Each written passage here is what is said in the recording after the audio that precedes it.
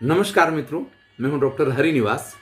Channel का नाम है संस्कृत साहित्य एवं संस्कृति महाभारत शांति पर। पितामह भीष्म युधिष्ठिर को उपदेश दे रहे हैं और उसमें ये कहते हैं, पापस्य यद अधिष्ठानम तच्छृणुस्व नराधिप।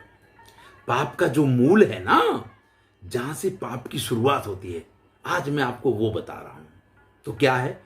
एको लोभो महाग्राहो लोभात पावम प्रवर्तते। एक लोभ जो है ना, ये पाप का सबसे बड़ा मूल है, ये पाप का सबसे बड़ा कारण है। भैया, आपके अंदर अगर लोभ आ गया तो क्रोध, कामः, मोहा, माना, स्तंभा, ये सब चीजें आ जाएंगी। लोभात क्रोधा प्रभवति, लोभात कामः प्रवर्तते, लोभात मोहश्च माया च माना स्तंभा परासुता। ये जितनी चीजें हैं, ये जितने दुर्गुण हैं, आप किसी को क्षमा नहीं कर सकते हैं। किसी ने आपका थोड़ा सा भी कुछ बिगाड़ दिया ना, तो लोभी व्यक्ति कभी किसी को क्षमा नहीं कर सकता है। उसको किसी चीज की शर्म भी नहीं होती है, वो लज्जावान नहीं रहता है जो लोभी होता है। उसकी शोभा का भी नाश हो जाता है। देखिए, लोभी व्यक्ति जो है ना, वो उसके पास धन तो बहुत होगा लेकिन उसका उपयोग नहीं कर सकता है। और धन का उपयोग सिर्फ अपने ऊपर खर्च करना नहीं है, लेकिन वो तो अच्छा पहन भी नहीं सकता है और हमेशा टेंशन में रहेगा, तो उसकी स्त्री का भी नाश हो जाता है, उसके धर्म का भी नाश हो जाता है। तो एक लोभ होने पे व्यक्ति जो है हर तरीके की, दूसरे का धन ले लेना, दूसरों की स्त्रियों के प्रति गलत भाषा का प्रयोग करना, लोगों की निंदा करना, और फिर तो उसकी इंद्रियों के बारे में भी ये कहा है, उपस्थोदर्योर वेगो मृत्यु वेगस्य दारुणा। ऐसे लोगों का उपस्थ का, इंद्रियों का और मृत्यु का भी वेग इनके अंदर ज्यादा होता है। यानी एक लोभ जो है 1000 पाप की जड़ है, ये यहां पे कहा है। अब इस लोभ की वजह से जो जो परेशानियां होती उनका विस्तार से वर्णन किया और फिर कहते हैं इस लोभ पे विजय प्राप्त करनी चाहिए।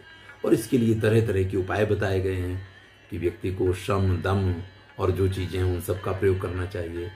और इसके बाद अगर किसी व्यक्ति के अंदर ये लोभ और कुछ अज्ञान जैसे गुण हैं, तो ऐसे व्यक्ति से कभी मित्रता नहीं करनी चाहिए। इस संदर्भ में पितामह भीष्म एक कथा सुनाते हैं, ब्राह्मणों मध्य देशीया कश्चिद वै ब्रह्मवर्तिता। एक मध्य देश का रहने वाला ब्राह्मण था, लेकिन वो खाली जन्म से ही ब्राह्मण था, ब्रह्म धर्म से उसको कोई लेना देना नहीं था। ग्रामम वृद्धि युतम वीक्ष्य प्राविशत भैक्षकांक्षया। अब भिक्षा के लिए वो निकलता है और एक ऐसे गांव में पहुंच जाता जो डाकुओं का गांव है। डाकुओं का सरदार बड़ा पैसे वाला था, बड़ी धन संपत्ति थी उसके पास। भैया, जब ऐसे लोग होते हैं ना कुछ, जो दूसरों को लूट लूट के पैसा एकत्रित करते हैं, उनको धर्म करने की बड़ी इच्छा होती है। तो उस डाकुओं के सरदार ने देखा कि ये ब्राह्मण है, हमारे सौभाग्य की बात है कि हमारे गांव में आ गया है, और तो कोई ब्राह्मण हमारे यहाँ रहता नहीं है। तो उसने इसको एक अच्छा सा घर दे दिया, धन संपत्ति दे दी कि उसकी आराम से आजीविका चले, कि भैया हमारे गांव में भी एक ब्राह्मण तो है, ये कहने के लिए तो हो जाएगा। तो सारी व्यवस्थाएं उसके लिए कर दी। एक दासी थी, वो दासी भी जो विधवा थी वो भी उसको दे दी। अब वो बड़े आराम से वहां रहने लग गया। लेकिन जब आप डाकुओं के बीच में रहोगे तो डाकू जैसा व्यवहार करने लग जाओगे। अब वो भी उनकी तरह शिकार करने जाए और वैसा ही बिल्कुल, मतलब एक तो वैसे ही ब्राह्मणोचित कार्य तो किया नहीं करता था, अब इन सब के बीच में रहा तो उसी तरीके का शिकारी बन गया। उसी प्रकार से लोगों को परेशान करना, लोगों को मारना। तो डाकुओं के बीच में रह करके उनसे भी बड़ा डाकू बन गया।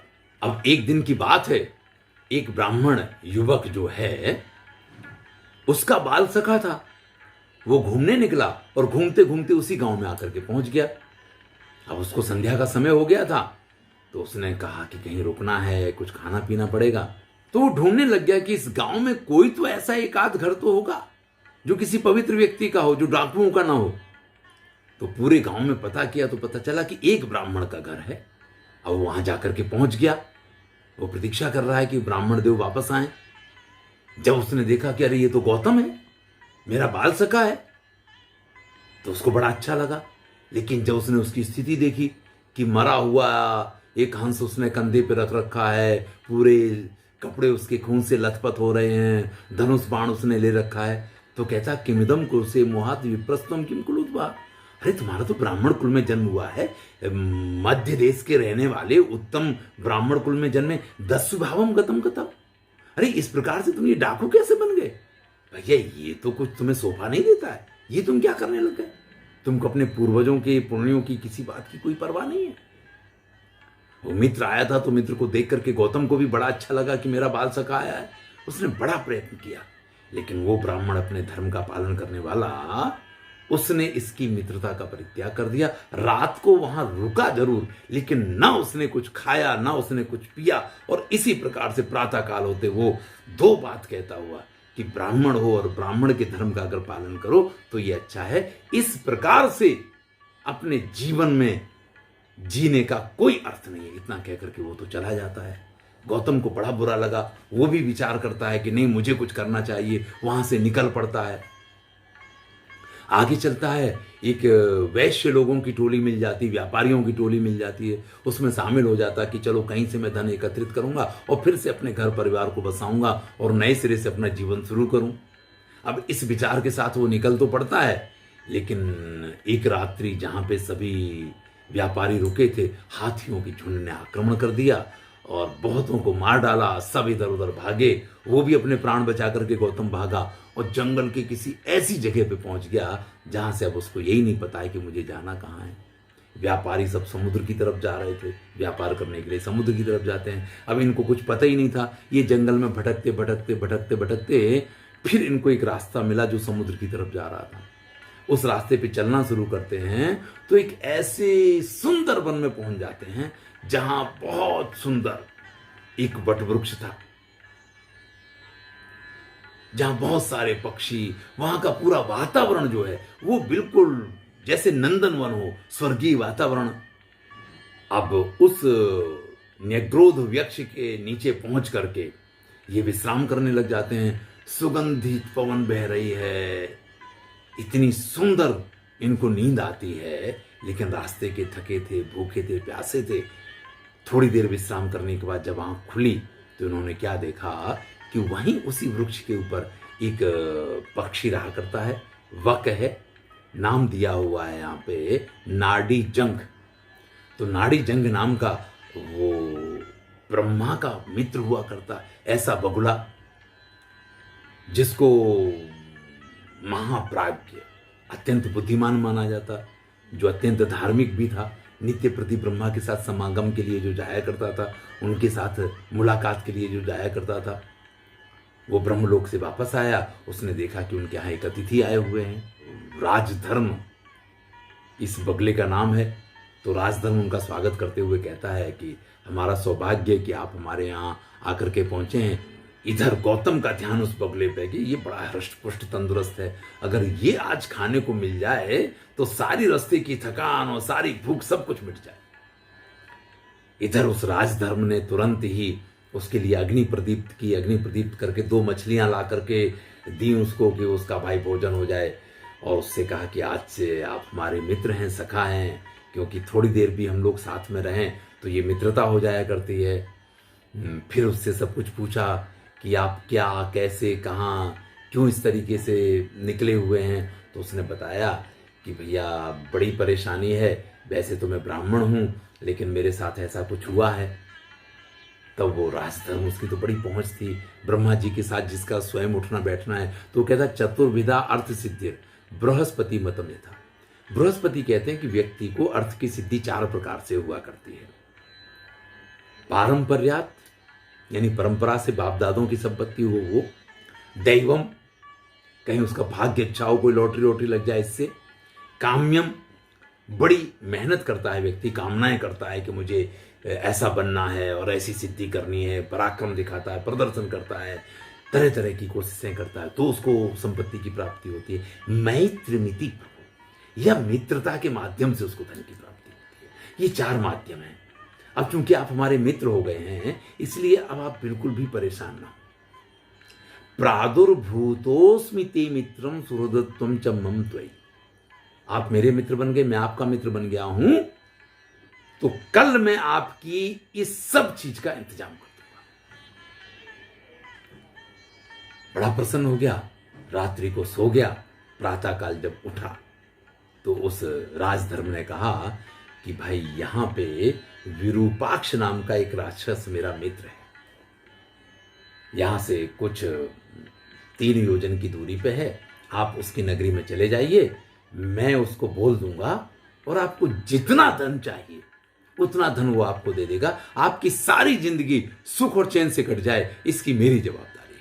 अब तो वो गौतम बड़ा प्रसन्न होकर के वहां से प्रस्थान करता है, मेरु ब्रज नाम के उस नगर में जाकर के पहुंचता है।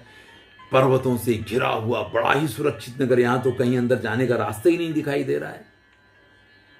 लेकिन जब द्वारपाल से मिला तो द्वारपाल ने राजा को संदेश दिया। राक्षस राज ने जैसे ही सुना कि गौतम नाम का ब्राह्मण मिलने के लिए आया है, तुरंत ही द्वारपालों से कहा कि जल्दी से आदर सत्कार के साथ उनको लेके आओ। अब गौतम वहां पहुंच गए। राक्षस राज विरूपाक्ष ने पूछा कि भाई आपका नाम, गोत्र, आप क्या करते हो, आपका वेद, आपकी सारी चीजें, तो ब्रह्मचारी हो, किसी शाखा का अध्ययन किया हो, कुछ करते हो तो बोले। परिचय देते देते बहुत परिचय दिया तो ये कह पाए कि मध्य देश प्रसूतो हम वासो वही सवरालय। मैं मध्य देश में जन्मा हुआ एक ब्राह्मण हूं और मैं तो भीलों के बीच में या निषादों के बीच में, सबरों के बीच में, दस्युओं के बीच में रहा करता हूं। एक शूद्रा मेरी पत्नी है और वो भी किसी अन्य की पत्नी थी, अब मेरी पत्नी है, उससे मेरे कुछ बच्चे हैं, यही मेरा परिचय है।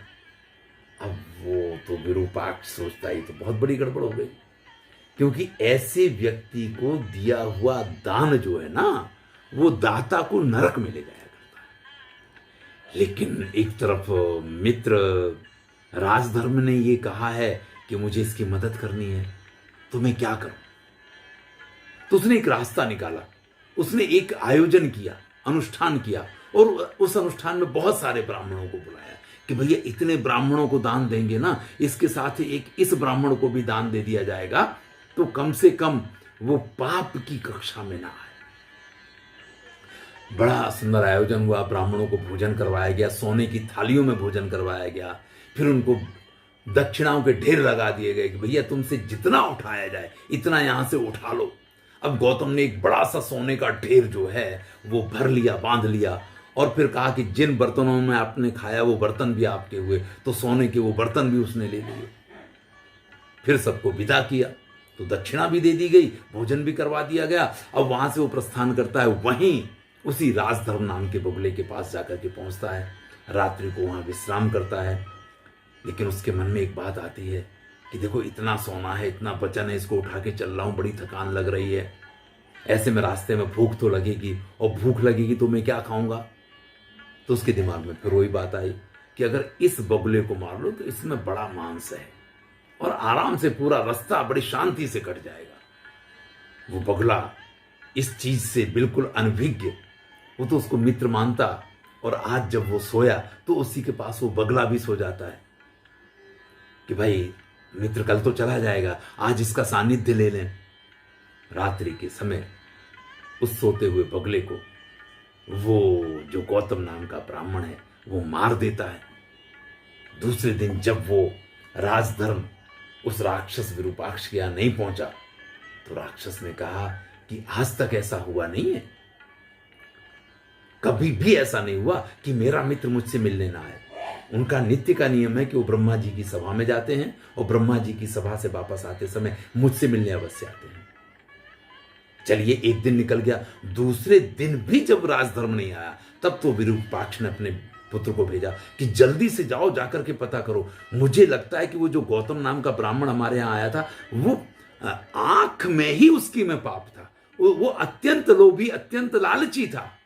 मुझे लगता है कि वापस जाते हुए उसने कहीं ना कहीं मेरे मित्र के साथ कुछ गलत कर दिया है, मुझे बड़ा भय लग रहा है। अपने पुत्र को भेजता है। उसका पुत्र गया तो वहां जाकर के उसने देखा कि उसके पंख टूटे पड़े हुए हैं, कहीं उसकी टांग पड़ी हुई है, क्योंकि वो तो मांस लेकर के वहां से निकल लिया था। तुरंत दौड़ करके उसका पीछा किया गया है। सभी राक्षसों ने उस गौतम को पकड़ लिया और ला करके विरूपाक्ष के सामने पटक दिया। विरूपाक्ष ने कहा कि इसने मित्र द्रोह किया है, क्योंकि जब राजधर्म ने कहा था मेरा मित्र आ रहा आपके पास, मेरा मित्र अतिथि है, आप इसका स्वागत कीजिएगा और इसकी इच्छा पूर्ण कीजिएगा। इसने मित्र द्रोह किया है, इसको भले ये ब्राह्मण है, इसको मार डालो और इसके अंग प्रत्यंग का भोजन कर लो। सभी राक्षस कहते हैं कि महाराज इसको मार तो सकते हैं, लेकिन इसका भोजन हम नहीं कर सकते हैं। इसको उन्हीं डाकुओं के यहां फेंक आएंगे, वो इसका भोजन करें, हम इसका भोजन नहीं कर सकते हैं, क्योंकि ऐसे कृतघ्न व्यक्ति का भोजन करने से तो हमें भयंकर पाप लगेगा। तो राक्षस कहते कि हम इसको मार तो देंगे, हम इसको खाएंगे नहीं। आप जानते हैं कि हर पाप में से मुक्ति है। ब्रह्मग्ने च सुरापे च चौरे भग्न वृते तथा निकृतिर्विहिता राजन कृतघ्ने नास्ति निष्कृति। किसी ने ब्रह्म हत्या की हो, किसी ने मदिरा पान किया हो, किसी ने चोरी की हो, किसी ने व्रत भंग किया हो, किसी ने अपनी कसम तोड़ी हो, इन सब पापों में से मुक्ति का उपाय है। लेकिन आपको पता है कृतघ्न की कभी मुक्ति नहीं होती है, इसलिए हम इसके मांस को नहीं खा सकते। सभी राक्षसों ने मिलकर के गौतम को मार दिया है। इधर विरूपाक्ष अपने मित्र राजधर्म का अंतिम संस्कार करने के लिए एक चिता बनवाता, उस चिता पे उसके मांस को, अब तो क्या था, वही था जो कुछ बचा हुआ, उस पे रखा जाता है और उसका अंतिम संस्कार करना है। लेकिन उसी समय सुरभि गाय वहां आकाश में आकर के पहुंच जाती है और उसके स्तनों से दूध और उसके मुंह से जो फैन आकर के गिरा, इससे वो जो राजधर्मा है वो फिर से जीवित हो जाता है। उसको जीवित देकर के उसका मित्र बड़ा प्रसन्न होता है। उसी समय इंद्र वहां आते हैं और विरूपाक्ष से कहते हैं कि ये राजधर्म की नियति थी, इन्होंने एक बार ब्रह्मा जी की सभा में अनादर किया था और इसकी वजह से इनको ब्रह्मा जी ने ये शाप दिया था कि इनको मृत्यु का दुख उठाना पड़ेगा। इसलिए इसमें गौतम का दोष नहीं है, इसलिए गौतम के प्रति अपने क्रोध का परित्याग कर दो। लेकिन अब परित्याग क्या करना, गौतम तो मर चुके हैं। तब वो राजधर्मा इंद्र से कहता है कि आप तो समर्थ हैं, आप हमारे मित्र को पुनः जीवित कर दीजिए। तब इंद्र ने राजधर्मा के कहने से गौतम को पुनः जीवित किया है। गौतम वो सोना वगैरह लेकर के अपने नगर में आ गया है। उस पत्नी के साथ उसने बड़े पापी कई पुत्रों को जन्म दिया है, लेकिन अंत में उसी दुर्दशा के साथ, क्योंकि गलत काम करने वालों का, कृतघ्न लोगों का कभी उद्धार नहीं हो सकता है, ऋषियों और ब्राह्मणों के शाप से उसकी मृत्यु होती है। तो जीवन में किसको मित्र बनाना है, किसको नहीं बनाना है, इसके लिए इस कथा को कहा गया है। कभी किसी लोभी को अपना मित्र न बना ले, नहीं तो हमेशा इस प्रकार की स्थितियां आती रहती हैं। तो जीवन में मित्र बनाने के समय पे मित्र तो बहुत बनाने चाहिए, येन केन प्रकारेण सतम मित्रम कुर्यात् कहा जाता है, लेकिन ऐसा कोई हमारा मित्र ना बन जाए, इसका भी हमें जीवन में ख्याल रखना चाहिए। कथा तो बड़ी ही सुंदर थी और उसका बोध पाठ भी बड़ा सुंदर है। ब्राह्मण होने से कोई दान का अधिकारी नहीं बन जाता है या उसको मित्रता का पद मिलने का अधिकारी नहीं बन जाता है। व्यक्ति जैसी संगति में रहता है उसी प्रकार का उसका स्वभाव हो जाया करता है। तो अच्छी संगति, अच्छे विचार और अच्छे मित्र हमें मिले, ऐसी शुभकामना के साथ धन्यवाद। मैं हूं डॉक्टर हरिनिवास और चैनल का नाम है संस्कृत साहित्य एवं संस्कृति। आनंद लीजिए, अच्छा लगे तो मित्रों के साथ शेयर कीजिए।